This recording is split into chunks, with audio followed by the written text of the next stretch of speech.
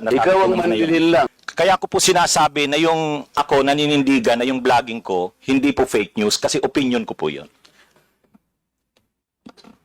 Basta mo na lang sasabihin, Mr. Chair, na opinion mo yun, pero bilang kinarge mo ako na manlilin lang.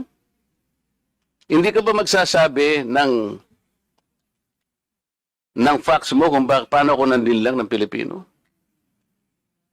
Abogado ka, di ba? Mr. Chair, abogado daw ito eh. Attorney, you want to answer back? Again, Your Honor, yun na rin yung sinasabi kong concepts natin na ang mga public officials, talagang open sila na punahin, i-criticize. Medyo masakit minsan, pero yan yung pagkakaiba ng public official sa private citizen. Mr. Chair, hindi siya nagkikriticize eh. Sabi ko nga, binigyan kita ng halimbawa doon sa isang babaeng vlogger na sinabi niyang tanga ako at ikinahihiya ako ng lahat ng mga members ng INC. Pinatawad ko na siya ron eh. Masakit yun, pero dahil meron siyang nakitang ganun.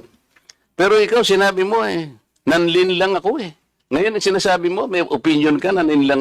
Wala kang masabi ngayon kung ano-anong ginawa ko para manlin lang ako ng Pilipino. Hindi ka abogado eh.